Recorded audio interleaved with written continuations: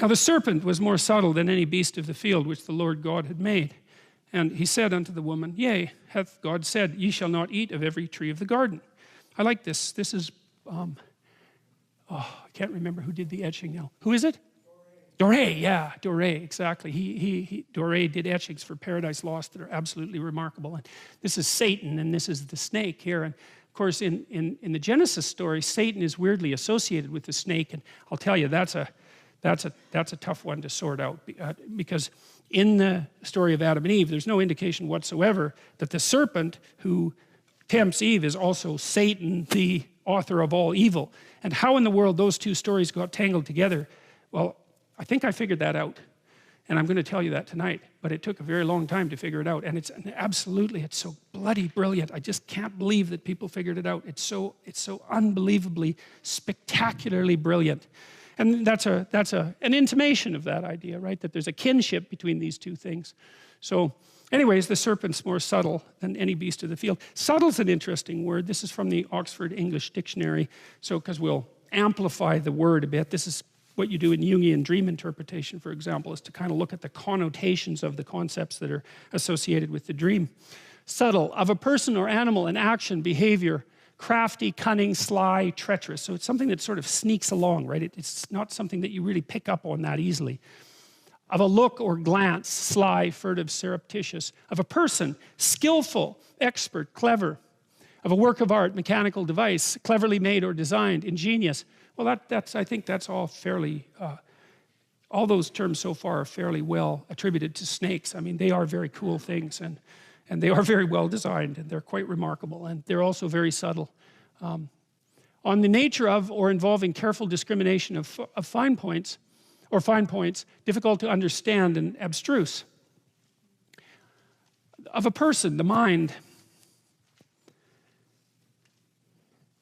or intellectual activity characterized by wisdom or perceptiveness, discriminating, discerning, and shrewd. That's interesting because Milton's Satan is also the intellect. And you see that very often. It's so often the bad guy's an evil scientist, right? And there's something about, and you see the same thing in The Lion King with Scar.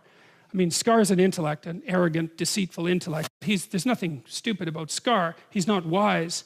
But he's the evil voice that's always whispering in the king's ear. And that's associated with the pride of the intellect. And the Catholics had warned humanity about the pride of the intellect for centuries. That's partly what produced somewhat of the schism between Catholicism and science, although that's much overstated if you look at the historical record. The idea was that the intellect has its own particular, it's a remarkable faculty. Let's say it's the highest angel in God's heavenly kingdom. That's the way that Milton portrayed it. But it's also the thing that can go most terribly wrong, because the intellect can become arrogant about its own existence and accomplishments, and it can fall in love with its own products. And that's what happens when you're ideologically possessed, because you end up with a dogma, like say a human constructed dogma in Solzhenitsyn's words, that possesses you completely, of which you believe is 100% right? So it eradicates the necessity for anything transcendent. And so that's the subtle element of the intellect that's associated symbolically with the snake in the Garden of Paradise. Of a feeling, sense, sensation, acute and keen, involving distinctions that are fine or delicate, especially to such an extent as to be difficult to discern or analyze, also almost imperceptible and elusive, having little thickness or breadth, thin, fine, subtle matter, now historical, rarefied matter, barely there at all. And the woman said unto the serpent, We may eat of the fruit of the trees of the garden, but of the fruit of the tree which is in the midst of the garden, God has said, Ye shall not eat of it, neither shall you touch it, lest ye die. And the serpent said to the woman, Ye shall not surely die. For God doth know in the day that you eat thereof, then your eyes shall be opened, and you shall be as gods, knowing good and evil. Sneaky, subtle. It's a nice story, eh? The first thing is, the instant implication is, well, you can't trust God. So that's pretty sneaky. And the next is, well, he's trying to pull a fast one on you. And the next one is, well, he's trying to do that because he's jealous, and he doesn't want you to know things that he knows, because that wouldn't be so good. And he's lying to you anyways, because you're not going to die. And if you eat it, contrary to what you've been informed, then all that's going to happen is your eyes will be open and you'll be like gods, knowing good and evil. Well, that sounds pretty damn good. So, you know, and I mean, Eve, what does she know? You know, it's no wonder she's susceptible to such blandishments. And it's quite interesting too, because Adam and Eve, God tells Adam and Eve not to eat the damn fruit, but they never promise not to, right? So they haven't promised, they've just been told to. And well, should they be obedient? Well, how obedient do you want your children to be? You want them to be obedient enough so they don't get hurt, but disobedient enough so that they go out in the world and do something courageous, and they break some rules, and they learn some things. And so, you know, it's a very paradoxical story. Anyways, the serpent wins this round, man. And so Eve pays attention to the snake. So again, we have the same set of images, right? We have Adam and we have Eve. We have this tree and we have this strange serpent. That's a dragon-like form. They're a sphinx-like form that's associated with the tree. The snake's eternally associated with the tree. Well, the snake was eternally associated with the tree. We spent, God only knows how many tens of millions of years as tree-dwelling primates. And the primary, or one of our primary predators, we had 3 primary predators: snakes, birds, cats. And so the snake has been associated with the tree for a very, very long time. And the lesson the snake tells people is, you bloody well better wake up, or something you don't like will get you. And who's going to be most susceptible to paying attention to the snake? And that's going to be Eve. And the reason for that is Eve has offspring.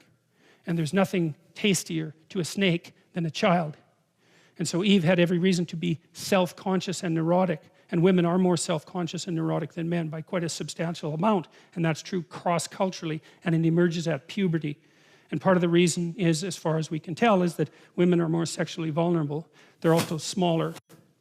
So that's a problem if you're engaged in any physical alteration. But most importantly, I think, is that why would you ever assume that a human female's nervous system is adapted to her or her well-being? Why wouldn't you assume instead that her nervous system is adapted to the female infant dyad? Because if it isn't, then the infants die. And so you might think, well, women are way more susceptible to depression and anxiety than men are. And that's a hell of a burden to bear. And that's also true cross-culturally, by the way. And it also kicks in at puberty. And the biggest differences are in Scandinavia, for those of you who think it's sociocultural, which it isn't. So, but there's reasons for it, you know, and it's also at puberty when men and women start to become sexually dimorphic in terms of size, and men are way more powerful in their upper bodies. It's incomparably more powerful. And so that makes them a lot more dangerous. And the primary human defense mechanism is punching, like with kangaroos. Because there's some other animals that punch. Chimps can punch too, but human beings, it's a punch. And most of the force in that is upper body and shoulder. And so a woman's no match for a man in a fight. And so she has every reason to be nervous, especially when you add to that her additional sexual vulnerability and the fact that she has to take care of extraordinarily dependent infants who are extremely fragile for a very long period of time. And so she had and women are more self-conscious than men. The empirical literature on that is clear. It's associated with trait neuroticism because self-consciousness is actually an unpleasant emotion. Who wants to be self-conscious? If I'm self-conscious on the stage talking to you, then all of a sudden I can't even talk to you. All I'm doing is thinking about me and all the things that are wrong with me, and I fall inside myself. It's like self-consciousness, although it's a great gift, let's say, is nothing pleasant. It's associated primarily with anxiety. So Eve had every reason to pay attention to the snake, that's for sure. I think I read this week that among, I can't remember which tribesmen it was, unfortunately, although I did put a footnote in my new book about this. These were jungle-dwelling tribal people. 5% of the adults had been attacked by a python, and a substantial number of children had been killed by them. So snake predation was no joke. It shaped our evolutionary past, and still is no joke in many places. And so we're attuned to snakes. And the thing is, as Lynn Hesbell pointed out, an anthropologist, we are really good at detecting the camouflage patterns of snakes, especially in the lower half of our visual field. And there's evidence that part of the reason that human beings have such acute vision, which means that our eyes opened, let's say, is because we co-evolved with snakes and we learned how to see them. And then the price we paid for seeing was that our brain grew, because you need a lot of brain to be able to see. And the consequence of our brain growing is one day we woke up and discovered the future. And the future is where all the snakes might live instead of where they live right now. So there's that. The same thing, and the same, so interesting, again, these images, you see, In this one, you have the specter of death in the tree with the snake and the fruit. Now, fruit is interesting too. I already made the case that there's a tight linkage between what you eat and information, right? A conceptual link as well as a practical link. But it's also the case that we can see colors. And the question is, why? And the answer is because we evolved to see ripe fruit. So in the story of Adam and Eve, human beings are given vision by the snake and the fruit. And that turns out to be correct.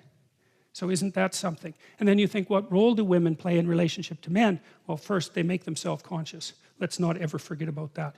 Because I would say the primary role that women have in relationship to men is to make them self-conscious. And men don't precisely like that. There's nothing that will make a man more self-conscious than being rejected. And why? Because why is he rejected? Well, obviously, Mother Nature, in the guise of that particular woman, has said, you're not so bad for a friend, but there's no reason that your genetic material should propagate itself into the future.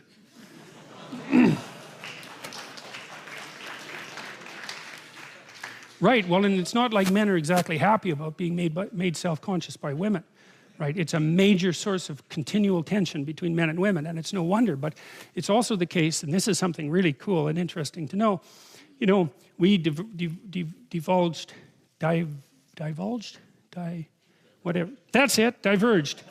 we diverged from the common ancestor between us and chimpanzees about 6 million years ago. Here's why, at least in part. Chimpanzee females are non-discriminate maters. They'll mate with any male. When they go into heat, which human females don't, when they go into heat, then any male is allowed access.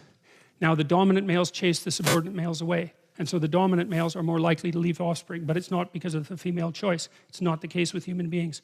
Human females engage in hypergamy, and hypergamy is and this is also true cross-culturally, and it's also quite, it's just as extensive in Scandinavia. Not quite, there's a bit of attenuation, but not much.